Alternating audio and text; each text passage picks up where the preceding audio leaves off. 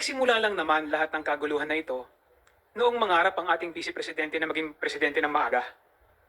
Nung mangarap ang former president na paupuin yung kanyang anak na maging presidente kaagad.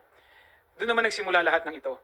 Nakita naman natin ang ating presidente, si Presidente BBM, napakamahinahon na leader, napakamahinahon na tao dahil yan yung kanyang personalidad. Hindi pumapatol sa kahit anumang usapin na tingin niya makakasakit sa ekonomiya ng ating bansa. Nakita naman natin ang pagtatrabaho ng ating presidente kasama ng ating speaker. Wala silang ibang gustong mangyari kundi umangat ang kabuhayan ng ating mamamayan.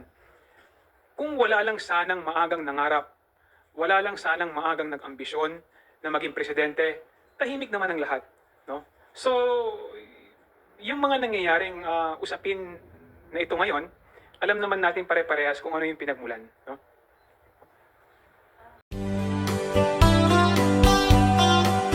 Think I'll go out to Alberta where dispute po kayo ng comment regarding po sa sinabi po ni Congressman Jay Bongbong po na kung hindi lang daw po kayo maagang nag-ambisyon na mag-presidente, tahimik daw po.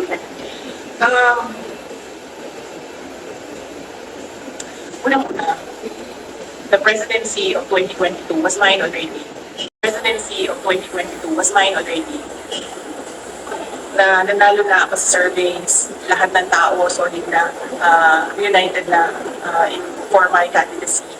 Pero I gave it away because I felt I had to do some other things other than being President of the Republic of the Philippines. Pangalawa, hindi ako yung nagsabi sa kanila na magbukas sila ng investigation or inquiry in aid of legislation that is more like a political persecution and harassment of COVID personnel.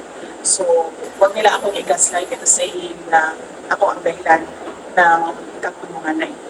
Ang kaguluhan na ito ay nagsimula sa sa terrorism nila, sa harassment nila, sa threats nila, sa mga personnel ng Office of the Vice President.